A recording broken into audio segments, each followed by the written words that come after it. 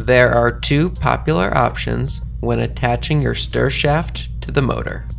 For both, you will need to use our swivel coupling. The first is to use it by itself, and the second is to use it with a pass-through assembly. You will need a chuck key, an Allen wrench, and for the pass-through assembly, a second Allen wrench as well.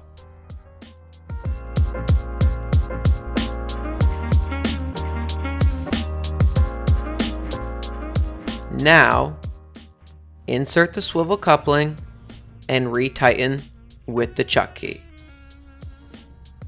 Now that the rest of the reactor is assembled, insert the stir shaft using your Allen wrench to tighten the swivel coupling.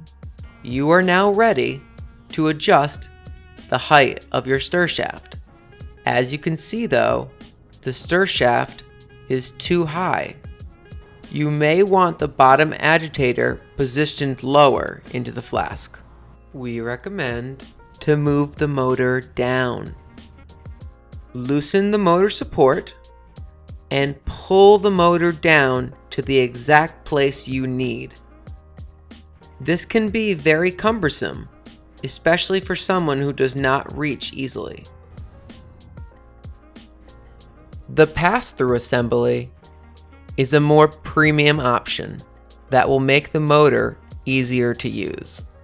Notice that the top two set screws are attached to the stainless steel drive and the bottom two are attached to the swivel coupling. However, Ace Glass ships the pass-through assembly complete and ready to use.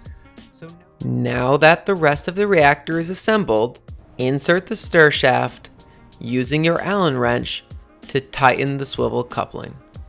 As you can see though, the stir shaft, like before, is too high. You may want the bottom agitator positioned lower into the flask. To fix it this time, we just need to use the pass-through assembly. Once it is loosened, lower the pass-through to the desired height. Then, retighten with the chuck key, and that's it.